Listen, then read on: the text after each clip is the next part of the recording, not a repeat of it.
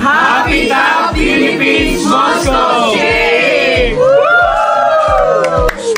Ako pinakamalakas!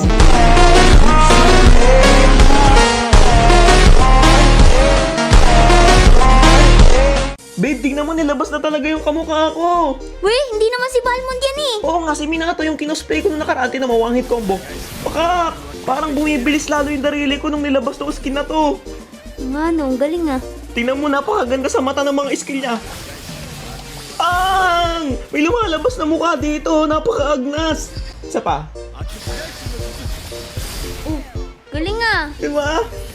Parang napakapasan ko naman sa skin nito. Purado! Oh, hahabol pa yung Hanabi, oh. Hinga, umahabol ka nga. Patay ka dyan. Tignan natin. Pag may lumabas, pitas. Surprise! Oh. Galing. Diba, napakaganda ng skin na to. Naku, mali ka ng dinaanan, Guinevere. Ingatan kung mahuli niya ako. May sanib yan eh. Wala akong pake. Patay ka dyan. Ito pa, Angela, Angela. Oh. Oh, patay. Ah! Guys, andito na ulit si Naruto sa MLBB, kaya kunin na natin sabay-sabay. Tignan nyo, ang tagal ko inantay itong mga skin na to, buti bumalik na. Salamat, Muntun. Eh. Nga pala guys, pwede nyo nang makuha ng libre itong Gaara at Valir na skin basta kumpletuhin nyo lang ang mga daily tasks.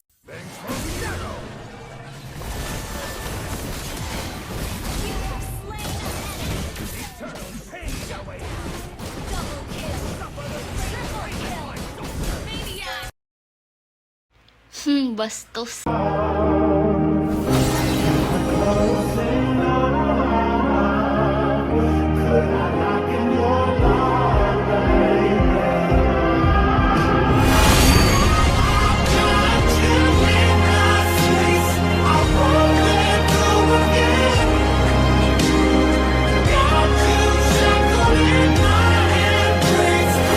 Babe, ano na naman to? Kakalinis ko lang, nagkalat ka na naman.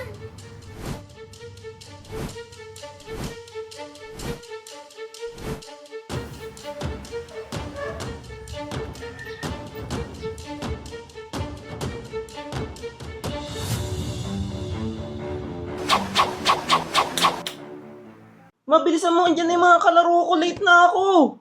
Kumpleto na sila, oh. Oo, tingnan ka muna. Wait lang, wait lang, wait lang. Online na ako. Ako gold lane. Okay na. Oo, para hindi ka mainitan.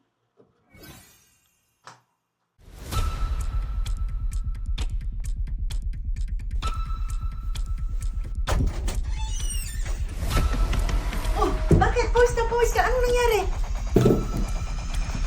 Uy, babe, ano ba? Kinakausap ka, ba't parang di ka mapakali? Di ako makapaniwala. Saan ba?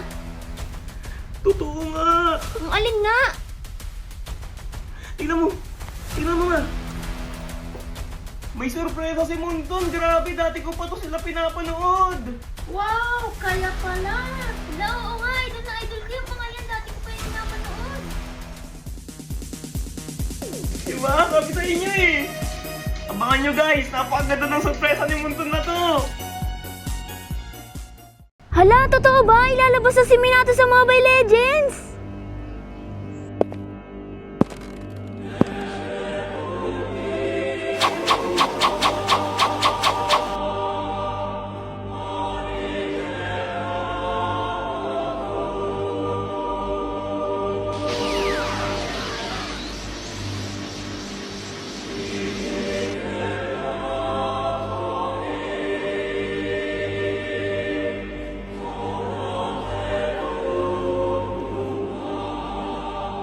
Guys, ngayong March 27, babalik na ang Naruto. Sabay-sabay tayo mag-login at kumpletuhin natin ang mga task para makakuha tayo ng free skin at iba pang mga rewards. Let's go!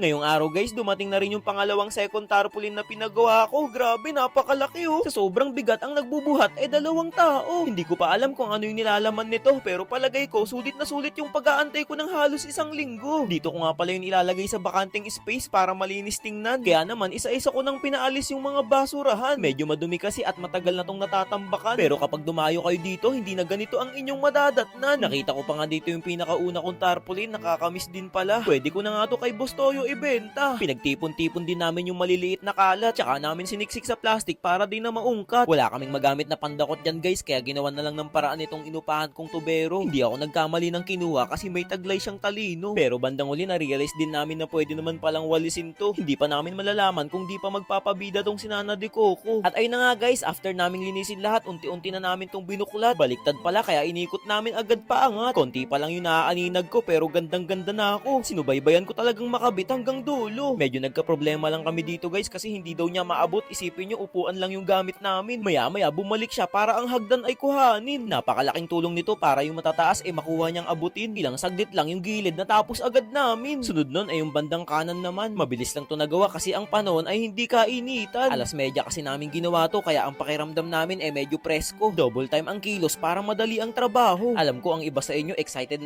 na ako kalabanin sa 1v1. Huwag kayong mag-alala dahil ilang araw na lang ang pagkatalo ay inyong mararanasan. Grabe, napakasarap na sa mata kapag naglalakad kayo dito at dumadaan. Ang mapatingin dito ay hindi nyo talaga maiiwasan. So ayan guys, tapos nang ikabit yung malaking tarpaulin natin. Salamat kuya. Bali magkano yung Medyo nahirapan ako, umakit pa ako sa hagdan. Mga siguro okay na yung 6,000. 6,000. 6,000. Totoo nga, boss. Sige. Oo, 6,000. Bilis ka na lang. Hindi na rin siguro ako lugi dito kasi ang pagkakagawa ay sobrang pulido. Medyo madilim na kasi kaya hindi nyo masyado maaninag ang kagandahan nito.